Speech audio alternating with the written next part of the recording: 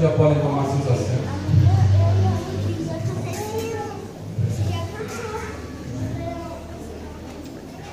Romanos capítulo 6, versículo 18 ao 23. Quem está com sua Bíblia?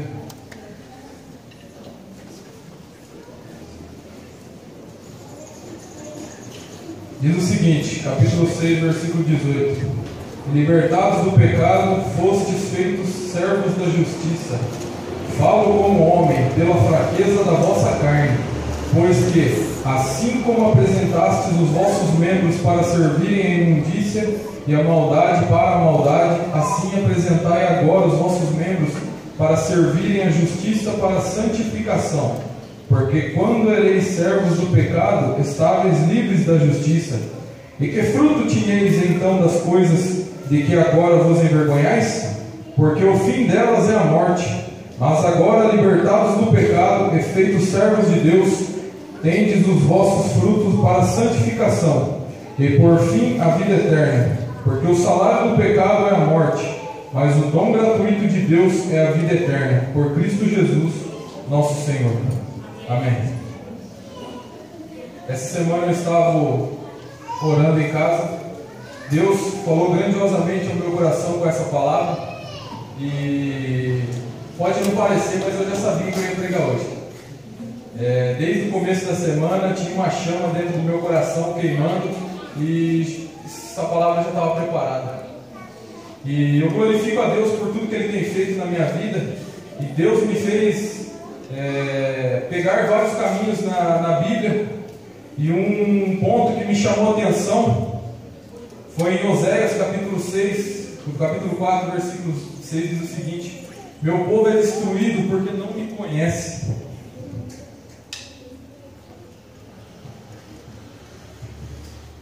O que me chamou a atenção nisso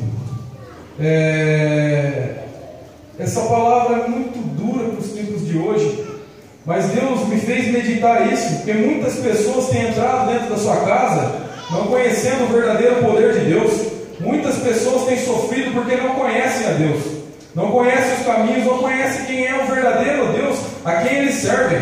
Muitas pessoas não têm sequer uma noção do Deus que elas servem, só procuram ao seu Deus em um momento de grande dificuldade. E o que Deus ensina desde do Velho Testamento ao Novo Testamento, que não é nada disso.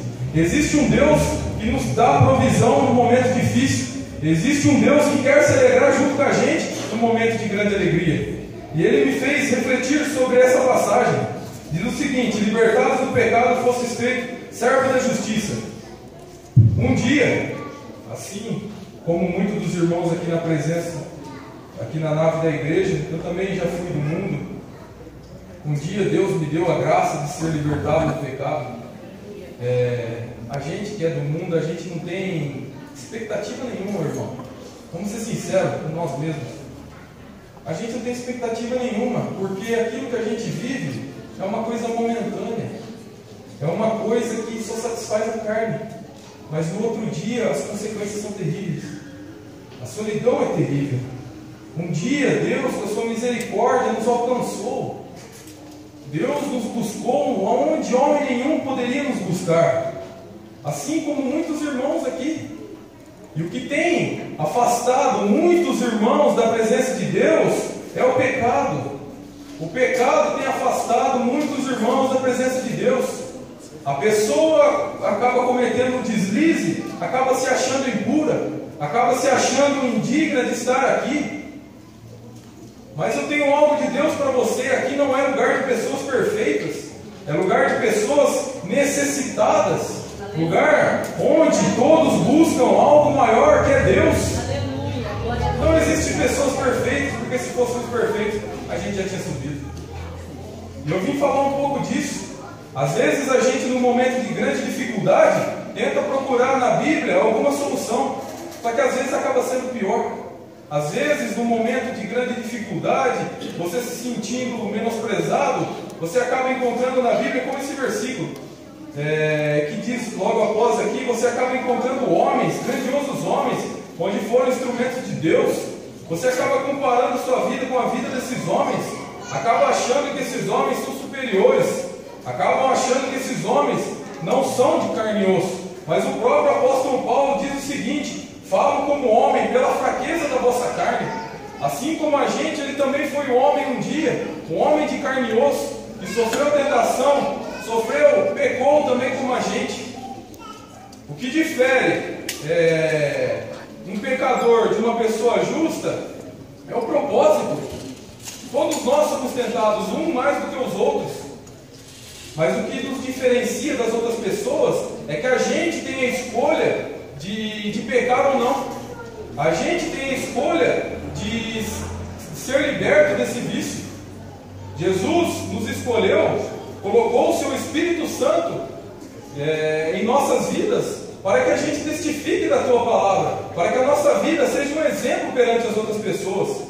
A gente não é perfeito. Aqui não existe nenhum super-homem, não existe nem algo desse tipo. Aqui existem pessoas de carne e osso, pessoas falhas, pessoas pecadoras, que necessitam da graça de Deus sobre as suas vidas, para continuar as suas vidas. E Deus me fez refletir sobre esses tipos de pessoas, que estão na casa de Deus, pessoas que se converteram, só que por um deslize acabaram se dificultando a sua vida, acabaram se caindo num sentimento de menosprezo sobre a sua vida, achando que não são dignas de estar aqui. O primeiro passo que Deus faz no momento que a pessoa aceita Jesus é a justificação. Quando nós cremos e nos arrependemos, Deus nos perdoa e nos considera justos diante dele. Aleluia. Deus nos considera justos pelo sangue do seu Filho.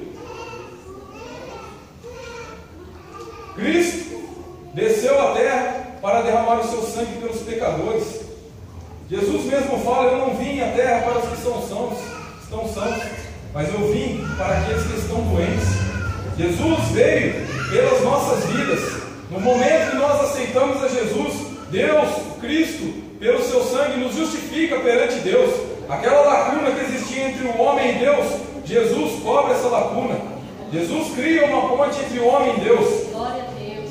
Quantas vezes nós já não entramos por essa porta dessa igreja de cabeça baixa? Mas graças a Deus, pela justificação do sangue de Cristo, nós podemos olhar para cima. Podemos olhar para o nosso Deus que nos salvou e nos libertou das garras do pecado. Só temos que agradecer a esse Deus. Depois da justificação, vem o segundo passo, que é a santificação. É neste momento que muitos irmãos acabam perdendo o foco de Cristo. Porque você coloca no seu coração se santificar para Deus. Santificação, separação. Você decide separar-se para Deus. Só que as coisas ao seu redor começam a conspirar contra você. Você coloca no seu coração: Senhor, hoje eu vou orar. No momento que você dobra o joelho, a porta começa a abrir, o telefone começa a tocar, pessoas começam a querer conversar com você. Neste momento, isso daí é tudo artimanha do inimigo, não querendo que você dobre seu joelho para conversar com o seu Pai, para que Deus possa te capacitar através da oração, naquele momento de santificação. Glória a Deus. Após Deus libera o seu Espírito Santo para nos purificar daquela velha criatura. Eis que tudo se faz novo. Eis que tudo se faz novo em nossa vida no momento que nós aceitamos a Jesus. No momento que nós reconhecemos que Ele é o único e suficiente Salvador. E o Espírito Santo já preenche as nossas vidas, começando um processo de santificação. Esse processo de santificação é paulatino, irmãos. O que é isso? É gradativamente, de pouco em pouco. Você não vai se tornar perfeito com esse processo de santificação. Podemos dizer que esse processo ele é falho. A santificação não é um processo de impecabilidade. A pessoa não vai parar de pecar nesse processo de santificação. A pessoa não vai ser perfeita no processo de santificação. Ela não vai adquirir pureza total. Às vezes a gente, na nossa luta diária, tentando agradar a Deus, tentando doar algo perfeito para Deus. Só que o que é perfeito para nós pode não ser para Deus. Porque que perfeição a gente tinha quando estava no mundo? Nenhuma. Deus não escolheu a gente perfeito lá no mundo. Ele escolheu o imperfeito. Ele quis o imperfeito para trabalhar e glorificar o nome dele nessa vida. E muitas vezes eu mesmo, várias experiências com Deus, e esta foi uma. Você coloca no seu coração se santificar, se dedicar mais a Deus, as coisas começam a piorar, você começa a se sentir uma pessoa imunda, uma pessoa suja, você acaba pecando, você acha que você não se converteu, você acha que a sua fé não existe, você acha que acabou, você fala, Senhor, eu acabei voltando para aquele lago de pecado que o Senhor me tirou. A gente acaba depositando muita confiança nessa santificação, só que a santificação não é para nos tornar perfeitos, era para nos tornar mais próximos a Deus. É um processo gradativo, um processo que nos aproxima cada vez mais de Deus. Quanto mais nos aproximamos de Deus, mais perfeitos ficamos, mais controle sobre a nossa carne nós temos. A santificação é necessária para isso, porque a gente foi liberto as pessoas do mundo, ela não peca porque ela quer, ela peca inconscientemente. Eu acho que eu tenho essa visão da minha vida, porque por vários momentos, é uma coisa lamentável você ver uma pessoa desse jeito. Você está num lugar tentando preencher algo que você não conhece, tentando preencher algo com as coisas do mundo que você não conhece. E esse algo é Deus. Esse algo que existe em nossas almas é o espaço reservado a Deus. Só que poucas pessoas têm a gratidão e têm a graça de conhecer esse lugar, de preencher esse lugar nas suas vidas. E muitas pessoas, quando acabam aceitando a Jesus, pensam que vão se tornar pessoas perfeitas. Começam a olhar para suas vidas lá atrás. Bom, eu aceitei Jesus, eu não vou pecar que nem eu pecava. E a gente acaba se frustrando, porque não é desse jeito que funciona. A gente acaba confundindo santificação com glorificação. 1 Coríntios, capítulo 15, versículo 54, diz o seguinte: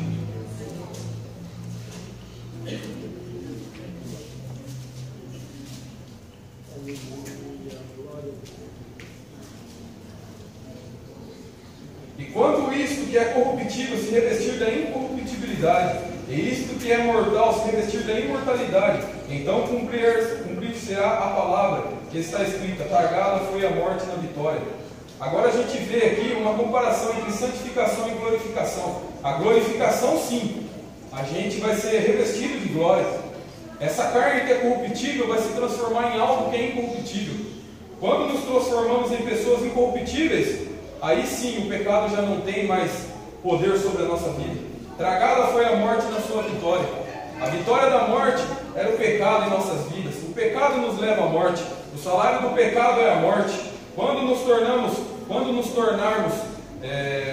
pessoas incorruptíveis, nos transformarmos num corpo imaculado. O que é um corpo imaculado? Um corpo sem pecado, um corpo puro. Aí sim, aquele aguilhão da morte que tinha sobre as nossas vidas não vai nos pertencer mais. E por muitas vezes nós acabamos pecando, acabamos desconfiando da provisão de Deus, porque nós confundimos a santificação com a glorificação, que são dois processos diferentes na vida do crente. E são dois processos importantes, um para nos transformar e o outro para nos ajudar a chegar a essa transformação. E Deus tem papel importante nos dois processos, porque é através da provisão de Deus que podemos alcançar a glória eterna. Só através da provisão de Deus podemos alcançar essa glória eterna. Eis que somos mais que vencedores por aqueles que nos amou. Mais do que vencedores. O que é mais do que vencedor? Eu não tenho nem noção do que é ser mais do que vencedor. Mas graças a Deus, Ele teve misericórdia da minha vida e da vida dos irmãos, e pôde nos proporcionar algo melhor para as nossas vidas. Porque quando ereis servos do pecado, estavas livres da justiça. Quando a gente estava debaixo do pecado, a gente não tinha obrigação de justiça. A gente não tem um senso de justiça estabelecido nas nossas vidas para saber o que é pecado ou não. Esse senso de justiça só é introduzido em nossas vidas através do Espírito Santo de Deus. Através do Espírito Santo de Deus, através da santificação, nós adquirimos esse senso de justiça em nossas vidas. A partir daí nós temos o discernimento do que é pecado ou não. E que frutos tinhais então das coisas de que agora vos envergonhais? Daquelas coisas que você se envergonha, daquelas coisas que você olha na sua vida passada, todas aquelas coisas terríveis que você fazia, que fruto aquilo ali daria? Nem o fruto, o único fruto que aquilo ali daria era a morte. Frutos dignos de morte, nem dignos de glória para Deus não são, frutos dignos de morte. E porque o fim delas é a morte, tudo aquilo ali dirigia para a morte. Eu mesmo, um pouco tempo antes de aceitar Jesus, eu tinha isso no meu coração, que a minha vida ia terminar por ali. Tantas loucuras que aconteciam na minha vida, tantas loucuras que eu acabava fazendo, tudo para preencher esse vazio que existe em nossa alma. Às vezes você acaba achando que aquelas coisas ali são coisas legais de se fazer, são coisas que lhe agradam, te satisfazem, mas na verdade aquilo ali você está traçando um caminho a passos largos para o inferno. É um caminho miserável, um caminho deplorável, onde o homem se encontra, onde o homem pensa estar num lugar bom, quando na verdade aquilo ali é para a sua ruína. Mas agora, libertados do pecado e feitos servos de Deus. Antigamente a gente era servo do pecado, a gente não tinha discernimento da palavra de Deus. Agora somos servos de Deus. Tendes o vosso fruto para a santificação. Deus coloca o seu Espírito em nossas vidas para que a gente gere fruto de arrependimento. Gálatas 5, 22 fala ali dos frutos. O primeiro que chama a atenção é o amor. Primeira coisa que Deus gera no crente novo convertido é o amor para com as pessoas. A pessoa em vez de viver naquele antropocentrismo dela, naquela visão de si mesma, olhar em volta apenas do seu umbigo, ela começa a ver as pessoas ao seu lado, começa a colocar a vida das pessoas ao seu lado, acima da sua. Esse é o primeiro ponto que Deus cria numa pessoa que realmente se converteu a Deus. Frutos dignos de arrependimento. Esse já é o primeiro ponto que uma pessoa pode analisar e ver se ela realmente está no caminho da santificação. São os frutos do Espírito, dignos para a santificação e por fim a vida eterna. E esses frutos não são frutos em vão, frutos que nos levam à vida eterna, frutos que nos levarão a algo maior, frutos que nos levam em direção a Deus. Tudo aquilo que a gente praticava nos levava em direção à morte. Hoje o que a gente pratica na presença de Deus nos leva em direção a Deus, em direção à vida eterna, em direção a um lugar maravilhoso que a gente não tem nem palavras para expressar quão grandioso deve ser esse lugar. Isso é uma luta diária. O processo de santificação em nossas vidas é uma luta diária, é algo diário, é um leão cada dia que você tem que matar. Não é algo que você estabelece no começo da semana e vai até o fim. Não, é um planejamento de 24 horas. Se você não for diligente, se você não tomar cuidado durante essas 24 horas, você pode deslizar. Só que você deslizando, você tem um advogado no céu. Você deslizando, você tem alguém para lutar por ti. Você tem alguém que justificou os seus erros lá na cruz. Aquele sangue que foi derramado na cruz foi para justificar os seus erros, foi para justificar a sua vida para com Deus. Eu lembro que no começo, certos momentos da minha vida, em oração, você acaba se sentindo a pessoa mais miserável do mundo. Só que hoje, após passar esse momento, eu me alegro grandemente, porque eu sei que nesse momento de angústia aí, a gente parece estar sozinho nesse momento de angústia, um momento de dor, uma oração triste, uma oração terrível de se fazer, uma agonia tremenda. Só que hoje eu me alegro em ter passado por isso, porque tudo isso que Deus nos fez passar, isso daí é um processo de santificação em nossas vidas. É como o jejum. O jejum, você começa o jejum de manhã, você vê, tem muita gente que fala, nossa, mas eu não jejuo porque quando você jejua, você acaba ficando pior do que você era. Com certeza você vai ficar pior. Porque o jejum é uma forma de purificação do seu corpo. Tudo aquilo que tem de ruim vai saindo. Tudo aquilo de raiva, tudo aquilo de ódio, tudo aquilo de intolerância acaba saindo. Deus acaba trabalhando no seu corpo, acaba trabalhando no seu coração, no teu espírito, te purificando. Assim é a santificação. Quando você coloca esse desejo no seu coração de agradar a Deus, de se santificar para Deus, você vai se sentir a pior pessoa do mundo. Você vai se sentir o pior ser do mundo.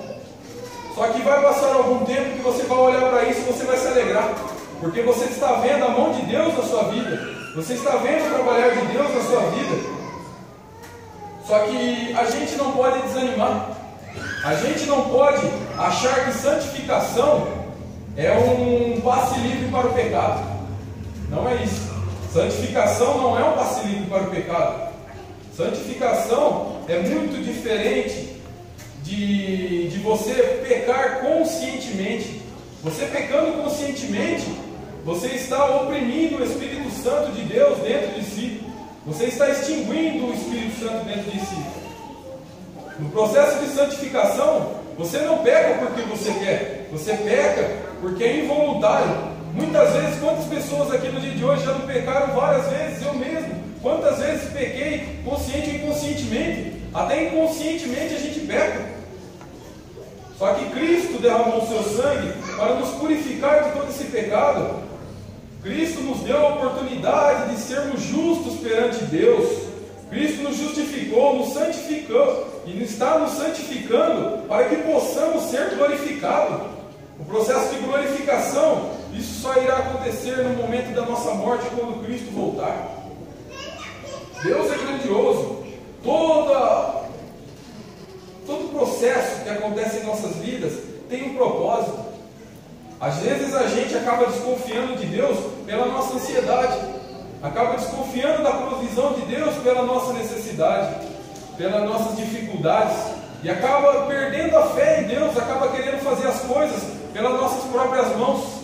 Nisso está o erro, não entregando tudo nas mãos de Deus. Em determinado ponto, quando você decide em seu coração colocar as coisas na mão de Deus, Deus começa a forçar experiências na sua vida para ver se realmente você acredita na provisão dele. Por muitas vezes você se sente numa piscina com as pontas do pé esticadas, com a água batendo pela boca, a água parecendo que vai te sufocar.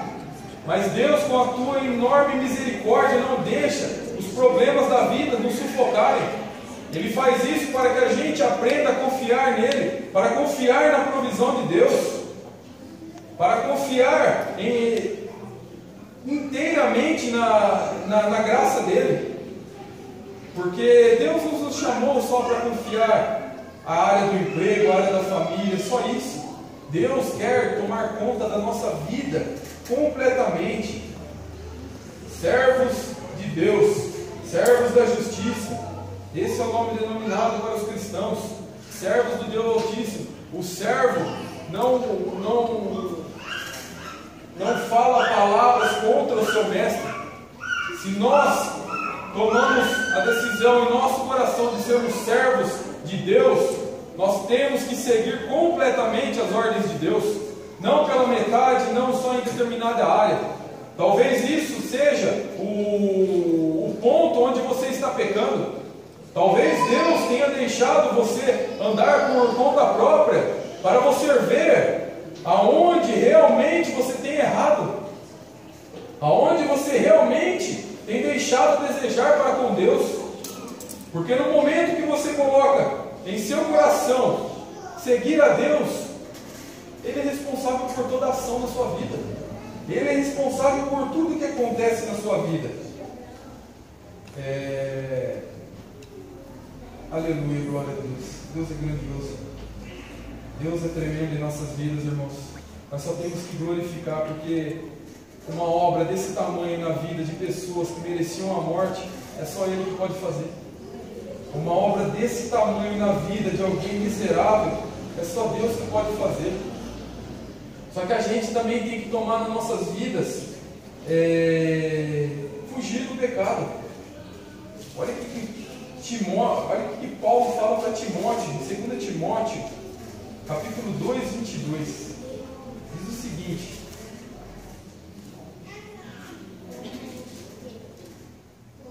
foge também dos desejos da tua mocidade. Isso daqui já é algo direcionado à mocidade. Paulo escreveu essa carta a Timóteo. Timóteo era um jovem líder da igreja. E olha o que Paulo fala para aquele jovem: foge também dos desejos da tua mocidade. Por muitas vezes a gente ouve certos irmãos que não têm sabedoria falar o seguinte: suporta o pecado, suporta a tentação, e que Deus vai te dar a vitória. Só que não é toda tentação que você tem que suportar. É como Paulo é bem explícito aqui, ó: foge também dos desejos da tua mocidade. Há pecados que a gente não suporta. Há pecado que você tem que cortar da raiz. Você não pode suportar ele. Você tem que erradicar da sua vida.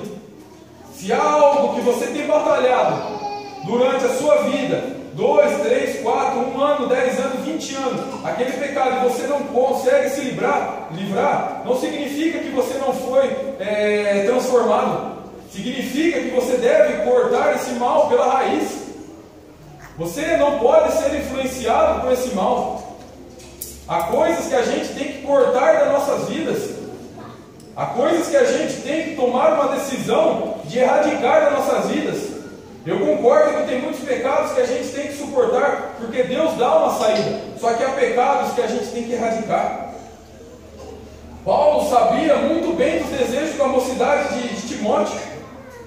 Paulo conhecia o coração de Timóteo, porque um dia também foi jovem. Paulo sabia que Timóteo tinha vontade, vamos trazer para o dia de hoje, vontade de sair para um lugar diferente, vontade de usar aquela calça diferente, vontade de fazer algo que o mundo faz. Paulo sabia de todas essas coisas, só que ele foi bem claro para Timóteo: Timóteo, foge desses desejos. Esses desejos para você não servem. Você, como um servo de Deus, você, como uma pessoa que Deus salvou e justificou e santificou para a obra dele, essas coisas para você não servem. Muitas coisas em nossas vidas a gente tem que erradicar. Se você tem pecado, você tem caído pelo mesmo pecado durante muito tempo, tem algo que você precisa fazer para erradicar, irmão. Você não pode ficar suportando isso. Você tem que erradicar da sua vida esse pecado. Isso foi o que Paulo disse para Timóteo. Não fica, Timóteo, foge dos desejos da tua mocidade. Foge disso daí. Corta o caminho. Se aquele caminho tem te feito pecar, toma o outro caminho. Toma o outro caminho em direção a Cristo. Todos nós, depois que Cristo nos justifica e santifica, a escolha é nossa de pecar ou não, irmãos. Tentados nós somos todos os dias. Todos nós somos tentados, uns mais que os outros. Só que a escolha é nossa de pecar ou não. O Espírito Santo de Deus nos deu essa liberdade. O Espírito Santo de Deus nos deu a liberdade de tomarmos o caminho que a gente acha correto. Só que o caminho que a gente acha correto tem que ser na direção de Deus. Uma pessoa sem a direção de Deus toma um caminho totalmente contrário à vontade de Deus, totalmente contrário ao que Deus estabeleceu para a tua vida. Deus tem um propósito na vida de cada um. Cabe a nós buscar a Deus para que Deus nos dê sabedoria, para que Deus nos dê a sua graça, para que possamos tomar o caminho certo, o caminho que Deus nos quer que a gente toma. Às vezes não é um caminho bom, às vezes não é um caminho agradável a gente. Quantas vezes Deus não nos dirige a nossa vida para o deserto? Às vezes Deus pega a gente, nos coloca no caminho para o deserto. Mas é no deserto que Deus trabalha em nossas vidas, é no deserto que Deus molda o nosso caráter, é no deserto onde a gente vê a mão de Deus, é no deserto onde Deus nos faz no deserto. É no deserto onde Ele faz tudo isso. É no deserto onde Ele se mostra, Ele mostra a sua mão para as nossas vidas. É no deserto. Já faz 1 ano e 3 meses que eu estou desempregado, irmão. No começo foi motivo de desespero, mas hoje eu glorifico a Deus por isso. Muitas pessoas podem olhar para a minha vida e falar: nossa, mas que dó desse irmão. Que dó nada, irmão. É o momento mais alegre da minha vida, é esse. Esse é o momento mais alegre da minha vida, porque tudo que eu necessito, Deus tem provido. Tudo que eu necessito, você leva em oração, Deus tem me dado. Deus tem derramado as suas bênçãos. No deserto também há provisão. É mais escassa a provisão. A provisão não é para você ficar esbanjando, mas você não morre de fome. Você não morre de sede. É no deserto que Ele cuida de você. Quantas contas eu não orei para Deus? Deus, eu tenho essa conta X. Deus me dava a oportunidade de um alimento para pagar essa conta. Assim também é nas nossas vidas, irmãos. O que Deus nos pede é confiança, confiar nele, confiar no teu propósito, confiar em tudo que Ele tem feito em nossas vidas. A luta está difícil, mas ergue a mão e glorifica. Glorifica a Deus, não precisa ficar com a cabeça baixa. O pecado que estava na sua vida, Deus te justificou através do teu sangue. Você não tem mais o porquê ficar olhando para o chão. Aquela lacuna entre você e Deus